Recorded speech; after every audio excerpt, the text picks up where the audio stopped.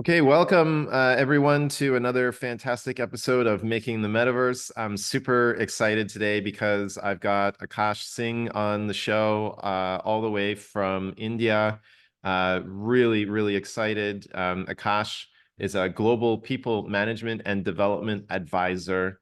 He's a mentor and a friend to over 37,000 students. I don't even know how you do that. I'm going to find out in a minute. And 19 business owners around the world. Aakash started his professional life as an engineer and eventually became a talent architect, which is a pretty cool label, I think. Aakash helps people find their perfect fit using the power of storytelling, which I'm a big fan of. He writes and speaks about HR, talent acquisition, and career development. And he's going to give us some insights on how artificial intelligence fits into all of that. So welcome to the show, Aakash. Thank you so much for being here. Thank you, Michael, for having me here. I've been following your LinkedIn for quite some time now. I've been following how you are leveraging AI to helping out your students, and it has been phenomenal. Learning more about these things. Actually, some of the source of knowledge that I get is from your articles itself.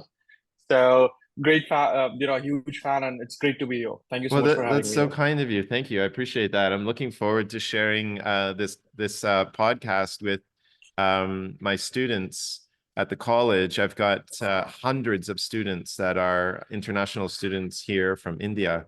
And so I'm looking forward to sharing your message with them when we're done here. My first question is, do you still race go-karts?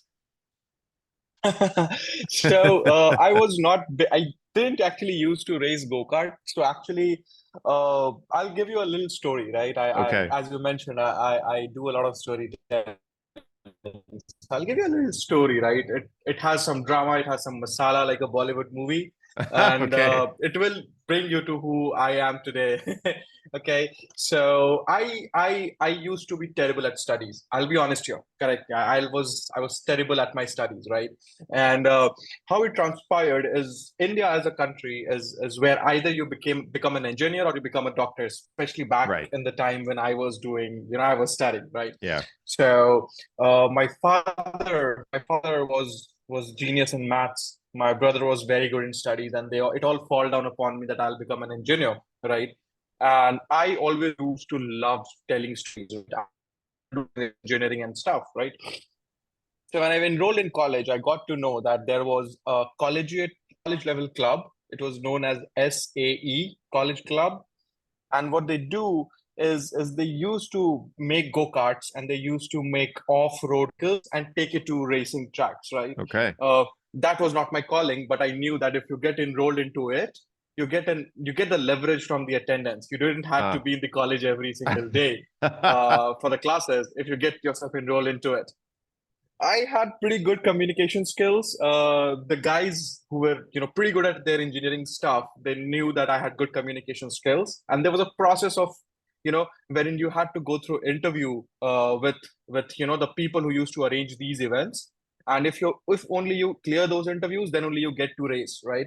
They knew that I had good communication skills, so they brought me in, and I used to go ahead and give interviews on behalf of them, just story tell whatever the cart was about and story tell however we Uh-huh. build these carts and all those things. Okay. And I was just doing that part. I was not I was not involved Okay. directly into the race. My motive was I was able to tell how and where and all of these things of the go-karting race. So that's where it came into picture. Oh, that's fantastic. I spent some time working at the School of Business at Queen's recently, Mm-hmm. and we had these hackathons that we would put together. And what I Mm-hmm. learned through those events was the value of bringing the people that are good at building things together with the people that are great Mm-hmm. at articulating, presenting, and marketing things, and that each of those Correct. groups should really value each other. To say instead of saying, "Well, look at those people over there; they can't build anything. They're no use," and the other people saying, "Well, look at those people over there; they don't know how to talk, they don't know how to present, they don't know how to sell or market, they don't understand business, Mm-hmm. they're no use." Complement each other and work together and create some synergies that can Mm-hmm. produce something of greater value. which you clearly experienced, and clearly you continued along that path because it looks to me like you're wrapping up an MBA now. Is that right? Yep, absolutely. Spot on. And how's the MBA gone for you? It's a 2-year program, I think I saw. Yeah, so it's actually a correspondence course. Mm-hmm. I'm doing it on. It's 2-year program. I'm Yeah. now. My final thesis submission is due next month, so I'll be done in the next Wow. month. Fantastic. Congratulations. That's great. Thank you so much. Thank you so Um, much. I noticed in your profile that you do a lot of work with young professionals, a lot of mentoring, a lot of volunteering. I see that you're involved in the Coffee Mug Project. What's that all about, and why do you do Yeah, that? sure. So, Coffee Mug Project is basically it's a platform, coffeemug.ai. It's a networking platform wherein you can connect with people all across the world, and what it does, it matches randomly two people with the keeping AI in mind, how your interests and the other person interest matches. They match you up wherein you can have a very candid discussion, about productivity, about businesses, about different things, right? So I was a part of coffeemug.ai. I was one of the first few people that became a part of this Oh, particular wow. networking platform when it launched back in, I think, 2019 or 2020. And slowly I met with a lot of people. I engaged with a lot of people over there. It was an amazing experience, knowing what amazing things people are doing across the world. And when I was doing it, through the time, as I met a lot of people and I was able to put a lot of value in other people's understanding and building their organization from a talent standpoint, it actually happened so that they raised an opportunity wherein you can apply for being a mentor on Coffee Mug, right? So I applied for it. They looked at my profile or whatever their parameters were, and I luckily got it. So I became a mentor. That was one of the first places where I became mentor. Why I do it is maybe I love talking to people. Maybe I love getting to know other stories, all the things that they have been through to be wherever they are, tell my story out in the market, and get to learn, right? Basically. So that's why I used to do that. I did it, number one, because of that. Number two is, when I was growing in my career back in the day, when I was an engineering graduate, trying to crack his way through something that had to do with storytelling. I was blank about what I wanted to do when I was at my college. I didn't had any mentors back then, right? And luckily I met this person who, so I started my career doing some level of very odd jobs, right? They were very small jobs, odd jobs. People wouldn't even recognize that I was there, even when I was there, right? And back in the day, I met with a couple of people who actually helped me shape my career into who I became today. I was fortunate enough to meet these people, and I'm just trying to give back to the society now that I'm at a place where I can help people. So I go out and I help people, and it gives me happiness knowing that I added value to someone's life. And is it the similar kind of work that you do with the club based out of Harvard? Is it similar work working with mentoring youth, or is that a different activity? It's a little different. On Coffee Mug, majority of the people that I connect with, they're already business owners or Okay. they are already first-time entrepreneurs. So they are a little more groomed, a little more to the work X funnel. So they understand how the ecosystem works. And now they're trying to shape their organization in a way wherein they can, learn from people that are veteran in their industries. They can learn from it and inculcate in their business. However, so if you know about IITs, so I have given a couple of lectures at an IIT Jodhpur. I have mentored a couple of students from NIT Tiruchi. These are top colleges in India.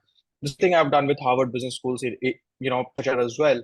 I was connected with them to help a couple of students out in how to shape their careers. What should be the mindset when you are planning your career ahead?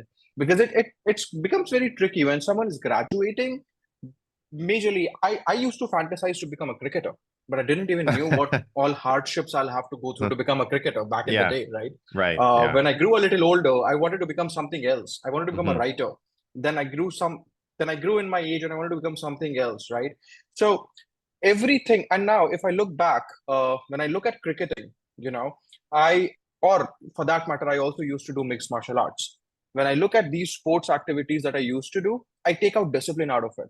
When I look back at, I wanted to become a writer, I take out that storytelling thing out from there, right? And you club it all and you become something else, right? Something that you might not have ever imagined, right? So that's like shaping a career. And that's how I shape my career. And I just try to pass on my information to these guys. Similar thing I do with Harvard Business School Asia students. Similar things I do with IIT Jodhpur students or an IIT Tiruchi students, or for any student that comes across my LinkedIn asks for help for that matter. Wow. Okay. So you've clearly got deep roots in working with uh, working in the talent space, let's call it. Yeah. And you've been in the space for a while now. What keeps you in it? Like, what keeps you from pivoting to, say, another space, working in another profession or something? Do you have a lot of passion? Do you have a lot of love for this? Actually, I am a huge fan of Cal Newport. Cal Newport is an author. Mm-hmm. He wrote a book, Become So Good They Cannot Ignore You, Yes. right? Uh, if I've read that book. So that book talks about, that passion is an overrated thing, right? If you say that you're very passionate about, let's say music, and you become a musician, there will be something that will be missing from your life. There will always be something that is missing from your life, right? So you want to become actually very satisfied. Your satisfaction is inside you. It's not into what you do. It's not into where you do it and with whom you do it. It's all inside you. You have to be content with what you know, what you are, and keep on learning new things, right? Hmm. Now I'm a huge believer in this fact. Number one, this. Number two, I'll tell you a very small story. So we were doing campus hiring. So in India, there is a thing called campus hiring, wherein we, as company leadership, we go to different colleges and handpick fresh graduates from there to work for our organization, Mm-hmm. initially as an intern and then as a full-time employee. So I won't take the name of this guy. So I was actually, interviewing a candidate, and there was a lot of noise coming from back of his, laptop, while I was doing his culture assessment, while I was doing his, HR interview, basically. And I asked him that, there's a lot of background noise. Can you move to other place? And he told me that, no, I'm sorry, I cannot. Hmm. And I might would have gotten, offended because, Mm-hmm. I'm taking your interview. I'm telling you to move. You should move, right? But Right. I wanted to know more that what's wrong? I mean, why cannot you move? So he told me that his father had a very small electric shop, basically. He used Mm-hmm. to repair ceiling fans and stuff like those at his shop. So he was not very he was not from a very well-to-do family. So he was not able to afford a laptop, Uh-huh. right?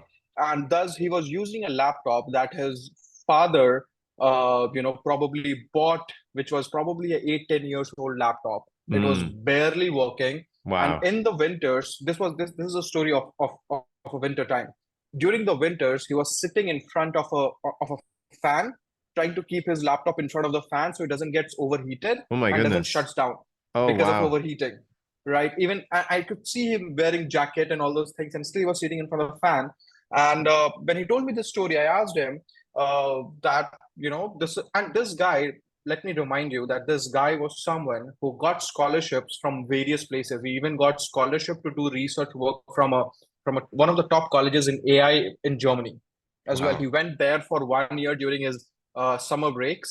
Went there, sorry, during his semester break. So he went there, did that research, and came back. Brilliant student, right? Brilliant guy, but didn't have the means to Mm. make his ends, right? Mm-hmm. What I did is I pushed my earphones inside my ear to make sure that I'm listening to him very clearly, even with that Huh. noise coming from the back. And we hired this guy. Okay, we ended up hiring this guy because he was just so good. When we hired this guy, I told my team that I want to speak with this guy. I want to tell him that we are offering you this particular role, this particular position. And when I was talking to this guy almost broke down into tears, saying that, my entire family has never seen this amount of money at one place at one time, the amount of package that, I'm getting from this Wow. particular opportunity. And we have been through a lot of hardships, and he was just saying thank you and crying the entire time. But, it gave me a sense of, you know, it gave me a feeling that I cannot probably describe ever, right? It gives you happiness that you helped out someone, right? This guy is still connected with me. I keep on mentoring him with whatever difficulties he faces in personal, professional life. Uh, there are probably 100 stories that I could tell you similar to these. Wherein I mentor these students. The 37,000 number that you mentioned, I've not taken a single penny from any of these guys. I do it for free for them, Wow. just to make sure that they feel that, they know something. And probably this is what keeps me in the talent space, right? Seeing such hardworking young professionals giving it all that they have inside themselves to making it big. And I know that these guys are future of our world, right? So I probably invest my time into them, and it gives me a sense of fulfillment. Uh, probably a little selfish reason for me that, that gives me happiness giving back to them. But yeah, I mean, that's why I stay in this industry. That's why I try to stay relevant and keep on, learning new things where I could keep on passing that information to these students. Oh, that's a great story. um, I know I liked the part about the laptop that is being placed in front of the fan and keeping it from overheating makes me think about the role of technology in recruitment and in job seeking, and is a question that I had prepared to ask you about before we go into AI. You've been in the game long enough that you maybe have seen waves of technological disruption and advancement and how it's changed the game. Do you have any sort of insights or lessons that you've learned so far about the role of technology before we talk about AI specifically? Absolutely. So if I remember correctly, back in, probably 2011, uh, when we were trying to find, let's say, talent on any Yeah. kind of technology, right? The thing that actually used to work was word of mouth, right? More than, because LinkedIn was not as big back then. Right. Yeah. The job portals were not as refined back then. Even when the job portals were, people didn't knew how to post resumes, where to post resumes, how to create a resume, basically, Yeah. right? So walk-in interviews and word of mouth and probably print advertising was the key to go about it, right? And when you do key when we used to do print advertising, one thing that was, the biggest challenge was, you are printing an ad, let's say in a newspaper, right? That we are hiring for X, Y, and Z, type of people. A lot of times, these people might not even get the whole grasp of what is needed, and they'll come in, right? Which eventually used to waste the employers as well as these people time, right? That these people could have been to an interview which would have been a fit to their role, right? Because there was only so much space you can take up on a newspaper article, right? Right. So this was back in the day, right? Now, as technology improved, as people get to learn about more job boards, as they started to learn about the value of creating a resume, it started becoming easier, not just for the employers but for the employees as well, because then they started learning that, okay, this is not for me, this is for me, so let's not waste my and others time on this, and let's invest my time on this, right? Similarly, as the technology kept on growing, platforms like Coursera, Udemy, all of these started coming into the picture, right? Which started helping people in upskilling themselves, which Right. started helping people in learning how to do and what to do and what to say and what not to say. YouTube, started becoming quite big. Uh, People started putting out their knowledge on YouTube, that, how to interview, probably about a technology, about anything that is upcoming. People started learning more, right? And people learn more, they evolve more, and that's where technology was a huge help. Now I'm fast forwarding you to 2015. I joined a firm back in 2015 which was using a particular tool. The tool's name is Job Diva, by the way. So this particular tool is very famous in the US, right? It's super famous in the US. Back before that, I was doing domestic hiring for India, so I didn't knew about any tool like this, right? And in 2015, when I first got the exposure to work in a global capacity, wherein I got introduced to this particular tool, I got to know that this tool, how it works, it integrates API of every job board out there in the US. Dice, Career Builder, Monster, Wow. you name it. It Wow. integrates its API. And I'm talking about 2015 when Hmm. AI was or machine learning was not as huge. Hmm. What they had on their background is you don't have to switch to different job boards. You can just go on Job Diva and you can run your search and you'll find candidates directly from these platforms. This was something that was amazing to me.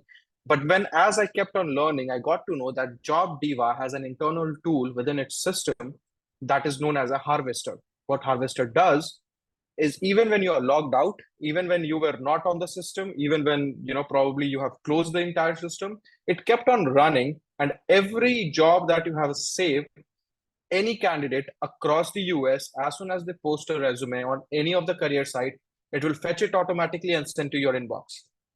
And I was amazed with the type of technology this was, because back then AI, we didn't knew anything about AI. I had just started hiring for machine learning engineers, and that's when I wrote my first article about big data. That's on my LinkedIn, of course. And that was the first time I got exposed to this technology, and I was blown away knowing how much of a capacity technology brings and how much easier it makes the entire process. Right now, I don't have to you know go on every job board and search for a particular candidate. I could just do it on Job Diva and I'll have the resumes right away. Then now in 2021, the advancement has helped us so much that now, see, I'll be very honest, talent is a space, or HR is a space which has a lot of redundancy into it, right?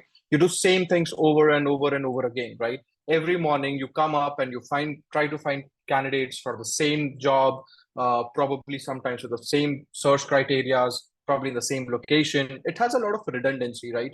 With all the technological advancements that has happened, the redundancy area is minimizing. Now you don't need to do the same thing over and over again.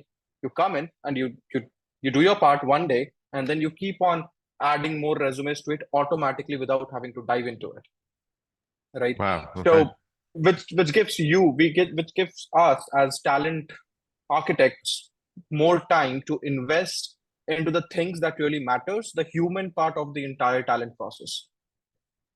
Well, that's a great segue to talk about GPTs.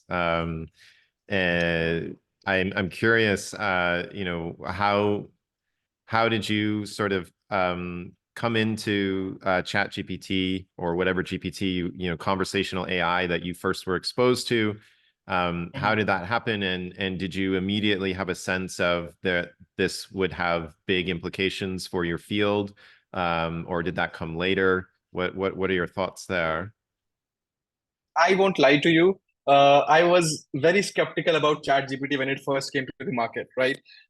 Because I've always been a guy that's human first in the talent space. You cannot take out human from the talent space, because then there's no point of all of it, right?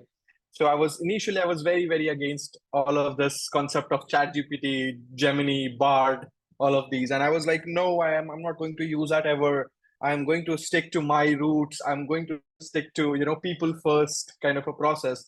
And luckily, my fiance, she runs a company of AI and analytics itself, and she was the one who hit me on my head and told me that you're missing out on something amazing. You Okay. need to go there. You need to go there. You need to log in. You are logging in today, and and I'm sure you understand. I saw the ring. You're married. You understand that there's no two-way communication when you talk to your fiance and your wife, right? Yep. It's a one-way Yep. directions that you get.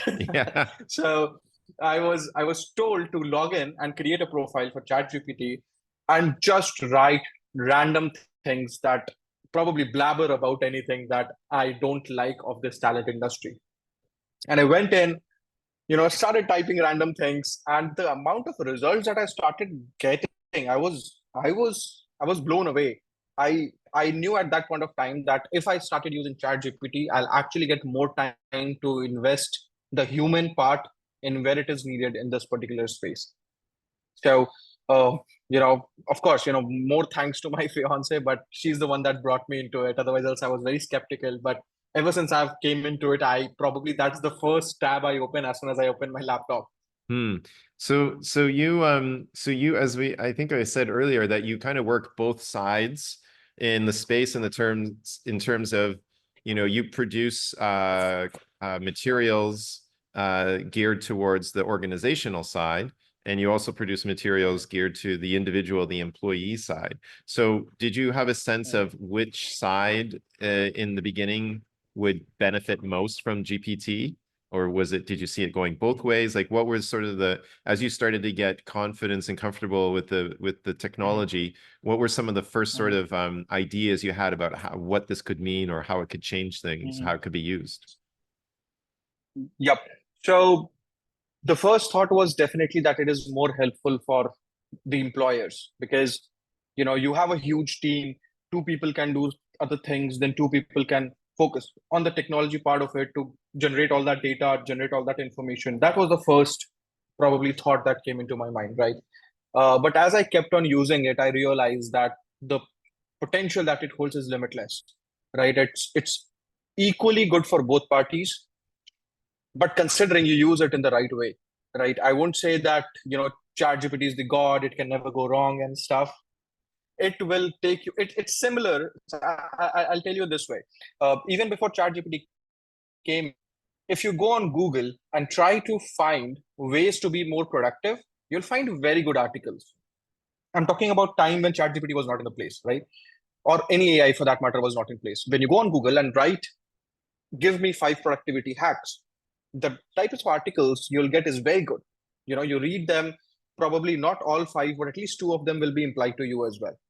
But when you go on Google and type, I have a headache, can you tell me what are the symptoms? It will give you cancer results. It will say that you have cancer. Right. Correct. Yeah. So same goes with ChatGPT or any AI for that matter, right? The things that you're using it for and the way that you're using it defines the entire landscape of how you know fulfilling or how good it can be for you. So I'll give you an example.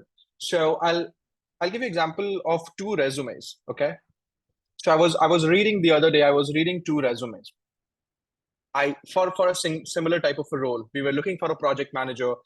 We were looking towards 2 resumes, identical. I mean, even the commas and full stops were at the right place, at the same place, right? And Chat GPT, if you don't use it very well, it gives out very generic kind of information to Yeah, you, right? Just absolutely. like Yeah. Google would, Yeah, it's just very, like very Google would, right? generic, very general. Yeah. Exactly. Both of these guys, if I would have just went through your resumes, I would have dropped them right then and there because their resumes were identical. I'm not saying, I have a problem with them cheating. I used to cheat when I was back in the college to pass my exams. So that's fine.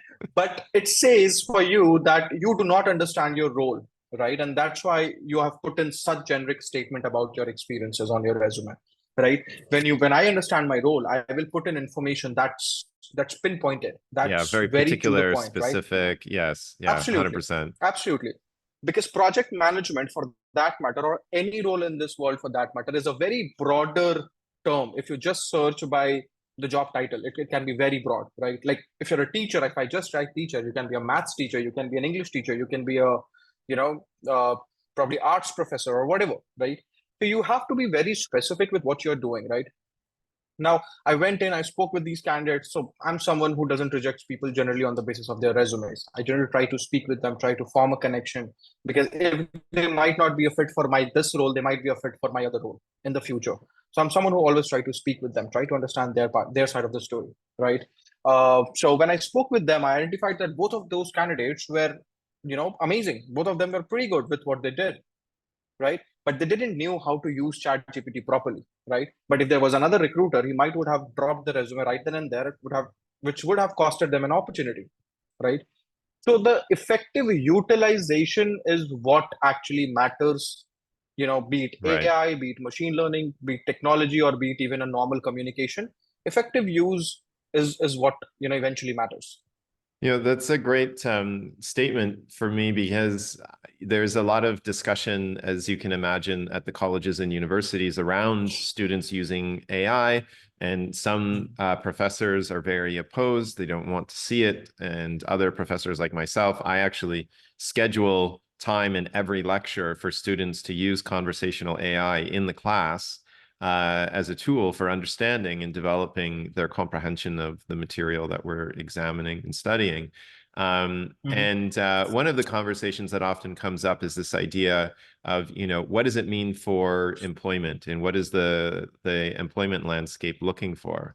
And one of the position that I have, I'm with the camp that says, if you do not know how to use AI, you will not be competitive in the marketplace, because someone else can outproduce you by staggering amounts if they can leverage AI tools. What's your experience been in terms of what employers are looking for?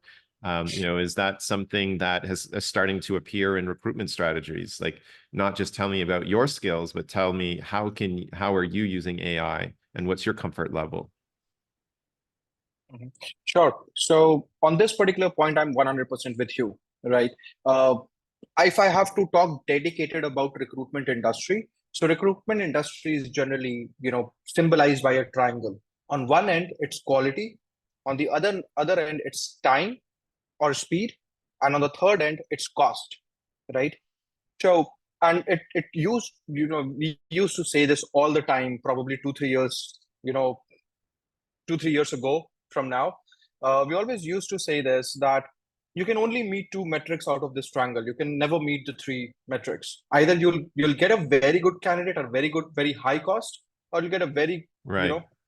good candidate if you're getting it at if you'll get a very good candidate if you're getting it very quickly. The cost will be very high, Right. right? If you're getting a good candidate at a low cost, it might take you time to find such candidates. And if you're finding very low cost candidates at a very good speed, you might be losing out on the quality, right? Right. So this Okay. was a triangle that would never complete. I mean, that's what the entire recruitment industry was going into, right? Ever since the dawn of ChatGPT or any generative AI or any conversational AI has been into the place, this has changed. This has changed drastically, because what happens as a talent recruiter, or as a recruiter, or as a talent architect, or we have 10,000 names in the world. So I whatever you think call talent us. architect is very cool, by the way. Yeah, I used to love calling myself head hunter back in the day. Then I moved from there to Star Scouts, Oh, and wow. Yeah. you gave just Yeah. yeah, you just gave me a new name, talent architect. So I'll go with that. So we have to take care of 4 5 6 different things, and not just find the talent, right? Like, finding the talent is one part of the job. Retaining that talent, uh, you know, keeping the loop of communication on, writing those emails, sending out offer letters, scheduling interviews, discussing with the hiring managers. All of this goes along with the way, along, hand in hand with in the way. Now, what happens is, because a lot of time is invested in all of these things, sometimes or other, people used to get lose one thing or the other, right? You cannot do everything at one point of time. You have to pick and choose your battles, right? So with the dawn of AI, there are a lot of things that people can do even without having their brain at that spot. They can just be doing something else, and they can get something else created as well. As an example, Right. Yeah. creating a job description. It's like Yes. one of Yeah. the most basic examples. Manager told me that they're looking for front-end developers. I used to go and spend probably 30 minutes, an hour on Google, trying to know about all the technologies that are there in this particular field, trying to know what are the versions of it and all those things. Now I don't have to do that. I just have to be smart enough to sit on ChatGPT for 5 minutes, give it a good prompt that, I'm looking for a front end developer. This is the project type, and these are the type of people that I'm looking for. And it'll give you amazingly created, job description that Yeah. I It's wouldn't have to amazing. go ahead and read again, right? Sometimes, but what I do is, because when you look at ChatGPT's content, sometimes it looks like very computer generated content. So I go back, I'll Right. just give it a quick read, Hmm. change it a little bit, make it more human, and publish it. I'm saving at least 30 minutes every time a new role opens up. So in a day, out of the 8 hours that I work, I'm probably saving 2 hours every day Wow. That's doing a just lot. that. That's a lot. Yeah. Yep. Second thing that I use ChatGPT a lot on, and I always make sure that whichever team I'm leading, they do this, is whenever they are speaking to a candidate, so the process of recruitment is that the recruiter first speaks with the candidate. They get some information, and then they pass on that information to the hiring managers. Previously, the candidates, some of the smartest candidates, could easily fool you with taking very heavy words, very heavy Mm. technology names in front of you. And we recruiters, being a non-tech guys, we used to be, if he's using these big words, he Right, he, right. he must know something, right? Must be smart. And Yeah. now, yeah, now whenever they say, we'll just go on ChatGPT and write what it is, and we'll know if the candidate is just bluffing or he's really good. Uh, Similarly, this helps a lot, and it's not just about ChatGPT, but now there are a lot of tools in the market which if you implement it in your system, they'll keep on reading the students or the candidates' reaction the entire time, right? And with that information, that they'll tell you that there are a lot of times when you do culture fitment interviews, when you ask them situation based questions. What will you do if this happened? What will you do if that happened, right? And more often than not, people try to say things that will please you, right? Right. Yeah. And so there are a lot of tools in the market that will read your face, and they'll tell you that this guy is bluffing, or is this guy telling an actual Wow. story, Okay. right? There are multiple tools like that. And then there are multiple tools that also help us in engaging our new joiners. So, whenever a candidate joins, the first 90 days is the most flight risk for them, Right. right? Yeah. Because Hmm. they're assessing your culture, you are assessing them, and there are a lot of things going on, right? You don't have to directly get involved into all of that these days. You can have a system in place, right, which will automatically keep on sending out emails to them, which will keep on, keep them engaged with probably gamifying, a lot of things during their onboarding and all those things, and that keeps the talent in the loop. It keeps it engaged. It keeps them happy about the organization as well. So, if I talk about use cases, they are unlimited, but Mm. it boils down the same thing. You have to be smart to use it. It can also Hmm. be as toxic as good it is. Right. That sort of the ethics of AI is obviously a really big conversation, Mhm. particularly around things like bias. And I saw that you had written an article about the gender gap in the tech space in India Mhm. and how to address that. What are your thoughts on the ability for some of these tools, AI powered tools, to help close that gap, or I like to be an optimist and I like to focus on the things that the good that can come. Of course, Mhm. there can also be some consequences that we would rather not see. Do you have Mhm. any thoughts on how some of the tools you're working with might improve that situation? Mhm. Sure. Uh, so what happens is, and this is, I mean, it's not just in India. I've seen this globally, especially when you're hiring for, let's say, leadership positions, right? Uh, General tendency of people, probably it could be possible that I might have done that unconsciously a couple of times as well. But generally, humans have this thing called unconscious bias, right? Yeah. They won't know that they are doing it, but they'll be doing it, right? So a lot of times, especially when we are doing hiring for leadership positions, right? More often than not, the hiring managers pick up resumes of men before picking, women's resume, right? What AI does, how AI can, help all of us in this particular space is that number one, it mixes and matches the entire set of resumes that you get, right? So there is a thing called ATS, applicant tracking system. That's very common these days. Almost every company has it. What it Hmm. does, it, Yeah. it filters out the candidates on the basis of their match with respect to the job descriptions. I'll again take you in the past. ATSs have been here forever. I mean, as back as I can go, ATSs were there. I was talking about Job Diva earlier. Job Diva was an ATS, right? So ATS have always been there. What ATSs previously used to do, there's a thing called keywords in the talent Hmm. industry, Yeah. right? You want to become a developer, you want to become a front-end developer, you put all the front-end technologies on your resume. Right. You'll get interviews in Right. Yeah. bulk, right? Because traditional ATSs, what they used to do is they only used to do a control, they used to just search for the similar keyword. So let's say I've put React for that matter on my search, it will only search for React. Even if the candidate has put on his resume, uh, did YouTube reaction videos. It will pick up React from there and it will throw it in front of you, right? And traditionally recruiters used to believe ATS so much that as soon as it would, yeah, and it used to highlight those keywords on your resume when it used to show you the resume, right? They'll see, oh my God, it is highlighted over 100 times. This guy must know this technology. Let me call them, Right. right? Yeah. And it used to waste a lot of time of that particular recruiter because they were going on the call and they were speaking, right? And again, coming back to the gender gap, what used to happen is similar thing used to happen. ATSs also used to throw out male focused resumes previously more because of the fact that they used to put a lot of keywords and all those things, right? It used to pick up keywords a lot, right? Now, plus on those previous ATSs, you had this option that wherein you can select gender diversity and all those things. But somehow or other, I might not be aware of the exact technology behind it, but somehow or other, it used to throw out particular candidates with you know genders, male candidates on the top, right?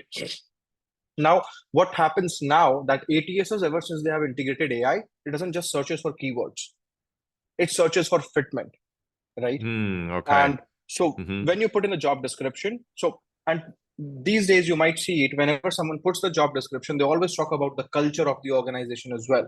They always talk about what is in it for you, right? So when you put all of that, they don't just focus on those keywords that you have put, they focus on the entire resume, like how long the stint has been in previous roles. Okay. Uh, you know, they don't just focus on the job titles; they'll focus on the responsibilities that they have fulfilled, and it is completely unbiased because it's not keywords, just keywords. It's the entire profile, right? AI does that. Number one. Number two, we can definitely make it very we can remove that unbiased conscious by letting the first. So AI now provides a lot of screening portfolios as well, right? So you go ahead and you send out those screening questions to these particular people. It will be completely proctored. The candidate will give the interview, the candidate will give you a test, and as soon as you complete that test, you go in and you get phenomenal results, right? Like people who are giving the test, it won't judge it basis on anything but just the answers or responses that they have given you, and they'll focus those resumes out to you in front of you right then and there. So that is also something that AI has done a lot. Right now, if I have to talk about dedicatedly, again, of like how AI can remove unconscious bias, right? So a couple of more things that these AI technologies do are, as I mentioned, they read reactions, right? So sometimes they have blind screening methodologies, right? So when I say blind screening, what they do that AI removes any kind of identifying information from the resume, like name, gender, age, probably the colleges that they have came from, or anything before the resume, gets to the interview process. Uh, they make standardized questions for you. You can, do automated scoring of assessments, right? Uh, and also, they don't just read your reactions. If you remember, I told you that you can go in and you can have them, assess the candidate's reactions during the interview. Similarly, the AI can also read the interviewer's reciprocation, Oh, wow. to read if Okay. there is any unconscious bias or not. Wow. Okay. So all of these things and many more others, I might not have a couple of them on top of my head, but a lot of these things help in removing that biasness from the entire interviewing process. That's great. So a lot of one of the things I try to teach my students, because the job seeking process is for a lot of people very scary, and Mhm, a lot of people worry about it not being fair, and they worry about there's just lots of worries, and they have scarcity mindset. And I try to teach my students mhm, to be confident and to believe in abundance, to tell them that there's many jobs out there, because I believe that changes the way that they approach the task, and I mhm, think will have them becoming more successful in the end. But in the current moment, where AI is being so disruptive, and employment is just gotten really strange over the last several years, I would say, and especially now. Um, do you have any words of wisdom for my students that are graduating this term and looking for full-time work in the summertime, that you could share with them? Absolutely.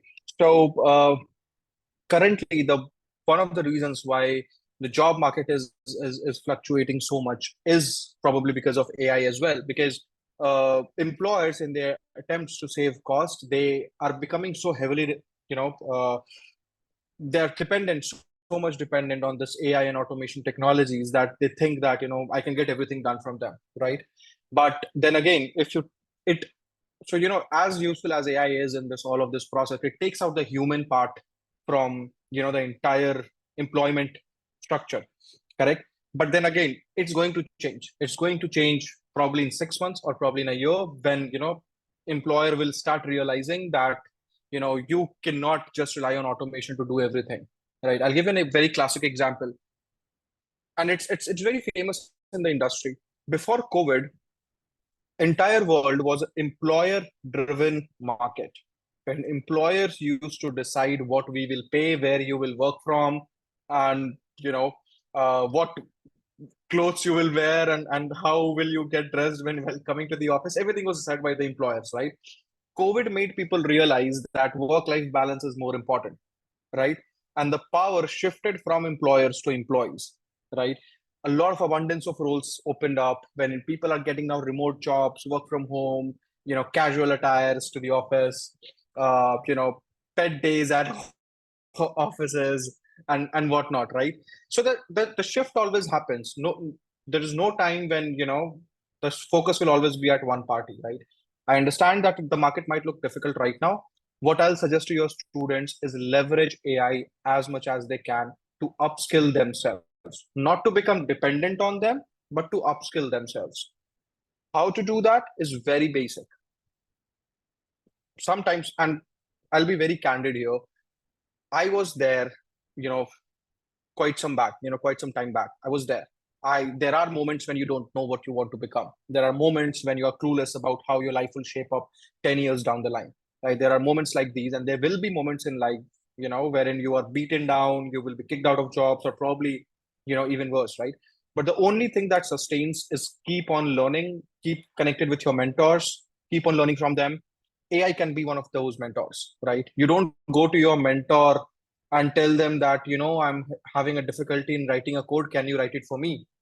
You ask them, I'm having a difficulty in writing this code, can you help me and understand what I can learn to write this code? Use that. Learn as much as you can. Keep your introspection open for anything and everything.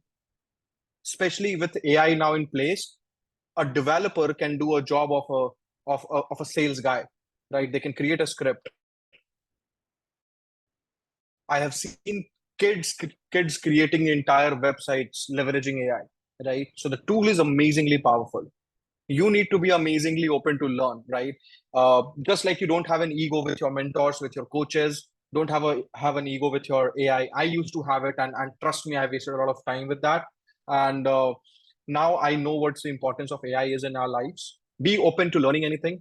Just whenever you go on AI, don't ask it to write the article for you, but ask for probably suggestions, ask for sources, ask for references, and then draft your articles based on that. So I you'll like save I time like and that. you'll get I like crisp, that. crisp It's information. what I tell people is, don't treat AI like a vending machine where you just push a button and take what you Absolutely. get, right? You want to use it as a partner Mhm. in developing and creating and producing. Yeah. Yeah. Um, Absolutely. Akash, Absolutely. you have so much experience and so much to offer, and it's impossible to get it all in this little hour that we have together. Yeah. Where can people find you and connect with you and learn from you after the show? Uh, I welcome everyone on my LinkedIn. You can type in Aakash Singh. You already have my link. You can probably share it with your audience Yeah, I'll as put well. that in the show notes. Yeah, for sure. Yep. Anyone can come in, reach out to me on LinkedIn. if you're a student, I'm happy to help you for free of cost. But if you're an employer, I'm going to charge something. That's fair. But jokes apart, but jokes apart, if you want to learn anything, if you want to seek my help at any point of time, reach out to me. I'm more than happy to help, even at a midnight. So reach out to me on my LinkedIn. On my LinkedIn, you'll find my Medium article links. You'll find my website. You'll find a lot more information about me. And feel free to reach out to me. Over my LinkedIn. You have my email address. You can probably share my email address as well. You have my website link. You can share it as well. People can reach out to me anywhere. If I can put my 2 cents to help you, I'll do it no matter what, and I'll do it at any hour of the day. I'm happy to help you out with anything that Wow. you need. I know you started with saying, Cal Newport says, don't worry about passion, be amazing. I think you're both, Aakash, both amazing, and you've got tremendous passion. And I just want to thank you so much for your time today. Really, it's been so enjoyable. And I look forward to continuing to learn from you after this call as well. Thank you so much. Same here, Michael, and I'll keep on hooking up to your articles. I mean, keep publishing them, man. They are amazing. Okay, thanks. We'll talk soon. See you, Aakash. See you. Have a good one. Take care.